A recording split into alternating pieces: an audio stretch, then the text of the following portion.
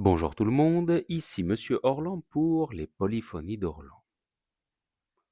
Je vous l'ai teasé à plusieurs reprises, donc je vais tenir ma promesse enfin aujourd'hui et faire un numéro exclusivement consacré à la forme sonate, parce que je me rends compte que c'est une forme pas toujours facile à comprendre, mais je dirais capitale dans la logique instrumentale de la deuxième moitié du XVIIIe siècle et du XIXe siècle. Donc, on va faire les choses dans l'ordre. D'abord, première chose, la forme sonate, c'est à distinguer du genre de la sonate. D'accord? Si vous pensez aux sonates pour piano de Beethoven, sonates pour piano de Mozart, sonates pour flûte, sonates pour violon, etc., etc., tout ça, c'est le genre de la sonate. Ici, on va parler de la forme sonate. Donc c'est une forme musicale qui naît à l'époque préclassique comme une structure emblématique de l'esprit des Lumières.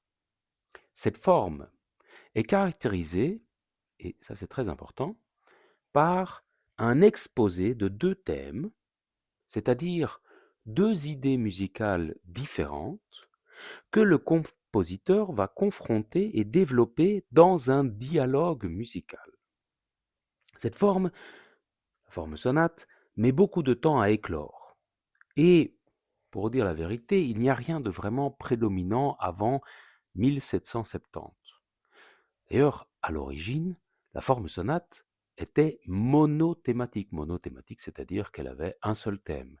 Le second thème, avec sa personnalité propre, a été introduit sous l'impulsion d'un compositeur que j'aime beaucoup, un des fils de Jean-Sébastien Bach, Carl Philipp Emanuel Bach.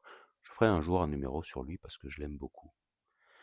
Alors, je dois le dire aussi, très vite, il y a une coexistence de plusieurs schémas, et c'est ce qu'on remarque souvent dans les formes musicales, parfois même les genres musicaux, eh bien, c'est qu'ils naissent, mais ils naissent pas forcément toujours d'un coup.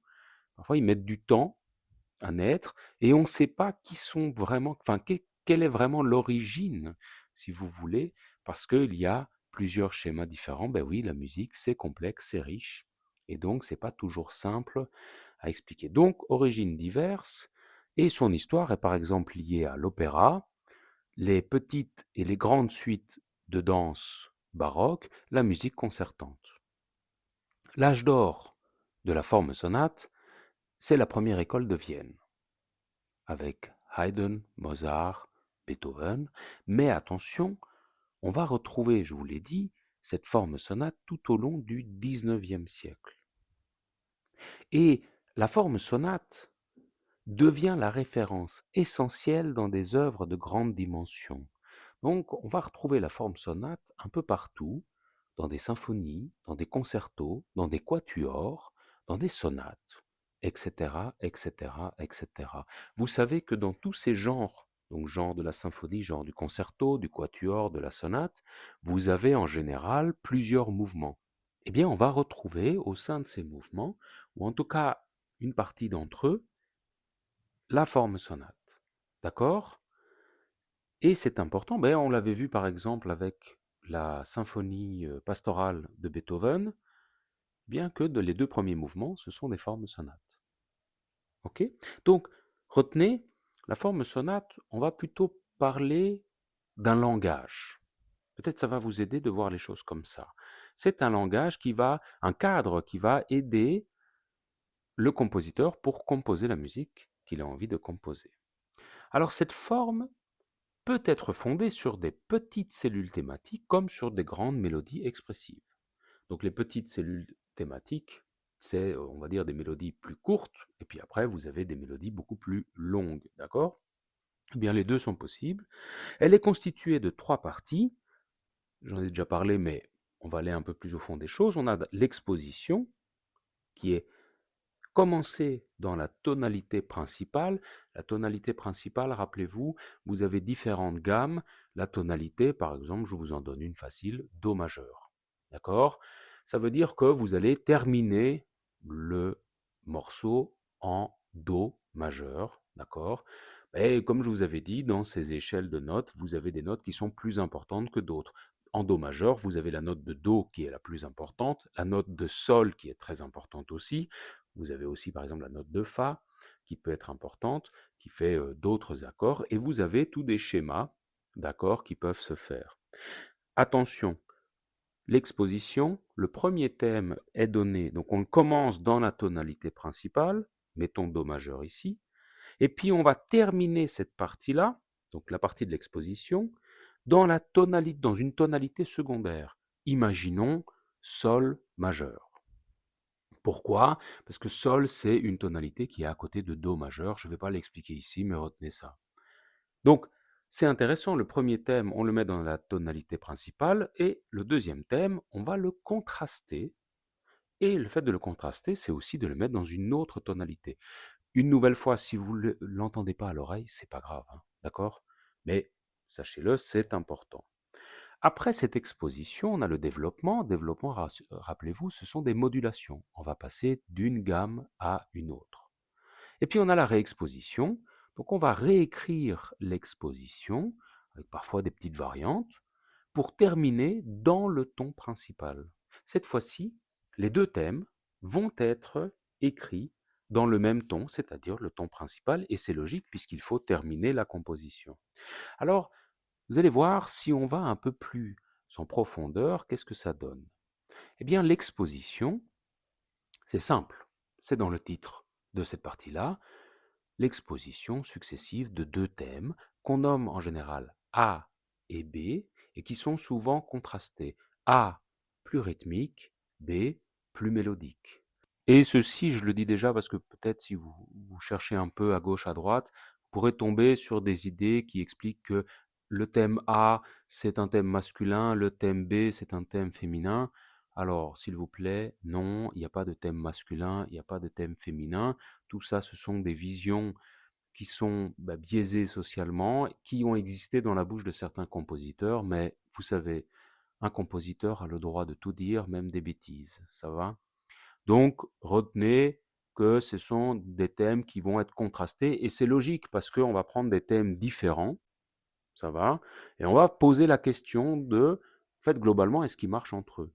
Entre les deux thèmes, bien sûr, on a souvent un pont musical qui assure cette transition. Parce que, rappelez-vous, le premier thème, le thème A, il est dans le ton principal, et le thème B, il est dans le ton secondaire. Donc il faut passer de l'un à l'autre, et donc parfois il y a des petites transitions. D'accord?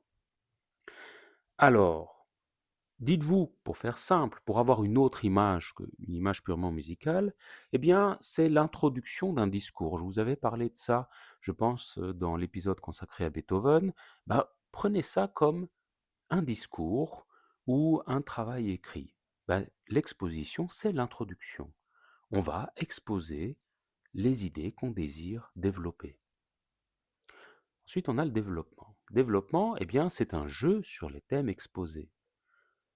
On va transformer des cellules musicales. On va prendre des parties de thèmes, voyez, et puis on va s'amuser avec. On va essayer de les retourner un peu dans tous les sens pour voir si ça va. Par exemple, si vous avez un thème ascendant qui monte, hop, vous pouvez l'inverser, puis il descend. Puis vous pouvez le couper ici et là, et puis vous pouvez prendre, vous pouvez le retourner. Vous pouvez mélanger les deux. Ça peut se faire aussi. D'accord? Vous allez développer ça. Vous avez un thème musical, une idée, hop, vous allez la développer, vous allez la continuer. C'est possible aussi. Et puis, évidemment, tout ça en modulant, donc en changeant chaque fois de gamme et en allant, je ne vais pas dire le plus loin possible, hein, c'est pas ça le but. Le but, c'est de s'amuser, c'est de montrer aussi la virtuosité du compositeur. Comment il arrive pour que en faisant ça, que cela reste musical, que cela reste plaisant à l'écoute, de faire dialoguer tous ces thèmes-là. Alors, pour reprendre cette image du travail ou du discours, eh bien, le développement, c'est l'argumentation du discours à partir des idées exposées dans l'introduction. Voyez? Ce sont les arguments pour dire que oui, ces deux thèmes, ils vont bien ensemble, en fait. Oui, oui, on peut les mettre ensemble, ces deux thèmes-là. Et enfin, on a la réexposition. Les thèmes sont exposés à nouveau, mais maintenant, tous les deux dans le ton principal. Ce qui est logique puisqu'on doit terminer le morceau et on termine le morceau dans le ton principal. Et là, c'est quoi la réexposition? Vous l'avez déjà, c'est la conclusion, où les questions qu'on avait posées dans l'introduction sont rappelées et résolues. Donc on confirme l'hypothèse de départ. La forme sonate, il faut bien le comprendre, elle naît pour la musique instrumentale. Et pourquoi elle naît pour la musique instrumentale? Parce qu'elle lui apporte des richesses de nuances qu'on supposait lui manquer.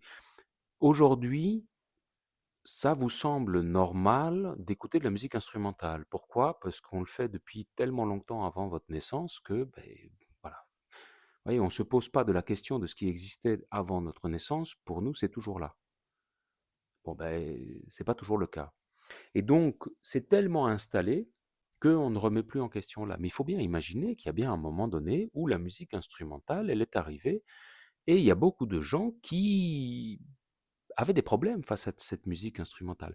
Mais en fait, je dis qu'il y a des gens qui ont beaucoup de problèmes face à cette musique instrumentale, mais encore aujourd'hui, vous prenez des gens d'autres sociétés qui n'ont jamais écouté cette musique savante européenne, vous savez pas. Vous prenez même des gens qui écoutent un peu, mais on les met devant un concert comme ça, qui vont être là, qui vont regarder les autres en train de se dire: «Mais qu'est-ce qu'ils font?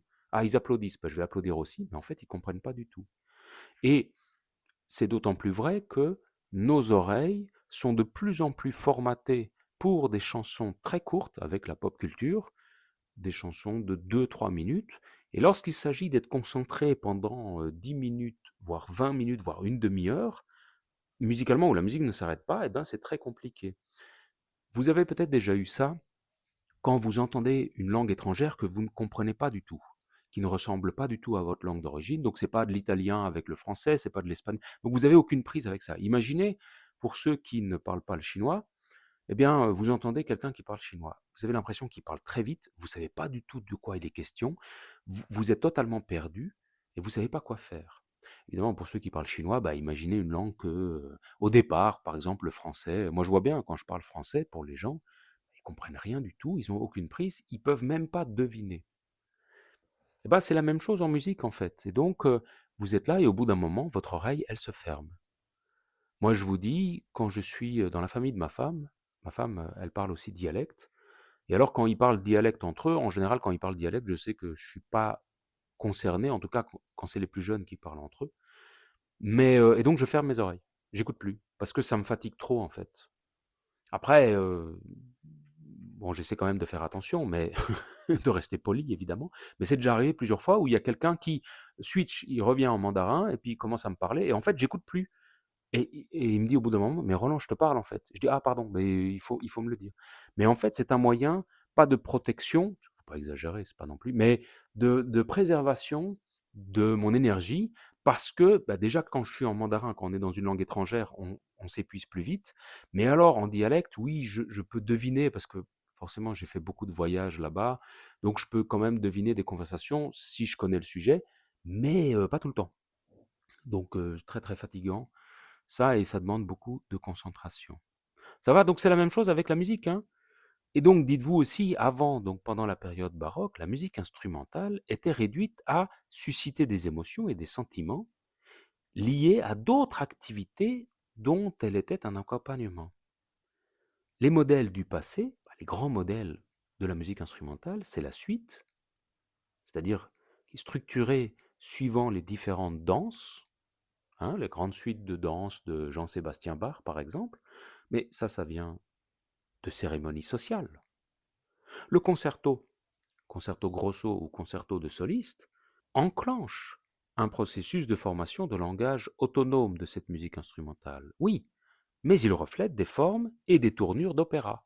Donc c'est toujours lié à un autre genre, et puis c'est lié toujours au chant.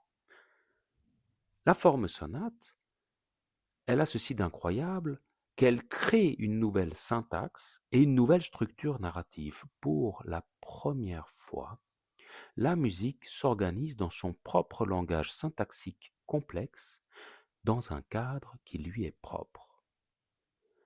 Et là, vous allez me dire, ça change quoi? Ça change tout, parce que désormais, il y a une séparation nette entre musique instrumentale et musique vocale. On entre dans une nouvelle ère quant à la production, à la réception et au contexte social dans lequel la musique se situe. L'histoire, alors attention, mettez ça avec des gros guillemets, l'histoire qui s'exprime dans la forme sonate est plus complexe et s'insère dans un contexte plus compliqué. C'est-à-dire qu'il demande une pleine disponibilité émotionnelle et intellectuelle de l'auditeur. Et vous comprenez ça? C'est ça qui est difficile. C'est pour ça que je vous disais, je vous racontais l'anecdote de l'étudiante qui était toute stressée parce qu'elle n'arrivait pas d'oreille la première fois à repérer une forme sonate. Mais c'est un langage très complexe, très riche. Donc c'est normal de ne pas repérer tout de suite. Alors après, il faut s'entraîner. Une fois que vous avez de l'entraînement, mais vous pouvez repérer, il y en a qui sont plus faciles que d'autres. Et la question c'est, est-ce que vous devez le repérer d'oreille? Si vous voulez, vous n'avez qu'à chercher sur Internet des informations sur une œuvre que vous écoutez et bah, vous savez quelle forme est là. Le fait de savoir quelle forme est là, c'est important parce que ça vous aide à mieux écouter, à écouter de manière active, intellectuellement et émotionnellement. Il ne faut pas croire que l'émotion, c'est quelque chose qui reste bloqué comme ça.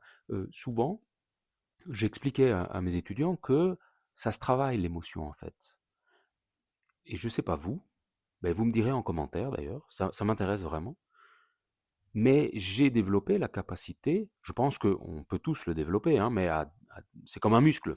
Vous voyez, plus vous vous entraînez, plus vous pouvez le renforcer. Eh bien, j'ai développé cette capacité de pouvoir ouvrir, de m'ouvrir moi-même, même émotionnellement, mais pleinement pour la littérature, pour un tableau, pour une musique. Comme ça, je prends toute l'émotion en pleine face. Mais c'est assez dangereux parce que si vous ne refermez pas la porte des émotions, eh bien, quand vous sortez dehors, vous affrontez le monde réel et vous prenez tout dans la figure. Et ne rigolez pas parce que ça m'est arrivé. Où j'étais en pause et j'étais dans mon bureau et puis j'écoutais, je ne sais plus, un aria da capo, magnifique. Et bon, donc j'étais pleinement dedans. Et je suis sorti, je suis allé à mon cours et je me suis senti agressé tout au long du chemin parce que j'avais tous les bruits qui me semblaient beaucoup plus forts, j'avais toutes les intonations de voix qui me semblaient un peu dures, alors que ça l'est pas forcément, ou un peu brutales, vous comprenez, un peu excessives. Mais dites-vous, hein, donc la disponibilité intellectuelle, on peut comprendre, ça se travaille, mais disponibilité émotionnelle aussi. Et alors, pour résumer, la musique baroque, en général, on va plutôt dire que c'est un tableau, retenez si c'est pour une image, hein, c'est un tableau stylistique des sentiments, où on va dépeindre un sentiment bien détaillé, et c'est aussi magnifique, hein, mais c'est différent du classicisme en musique, donc à l'époque de Mozart, Haydn, premier Beethoven, où le récit est beaucoup plus complexe et, vous voyez, différence entre tableau et récit. On raconte une histoire musicale, ça va? Une nouvelle fois, attention, histoire musicale, c'est pas de la musique à programme. Forcément, la forme sonate. La musique à programme, c'est autre chose. Ça va? Ça veut dire que on peut utiliser la forme sonate dans de la musique à programme.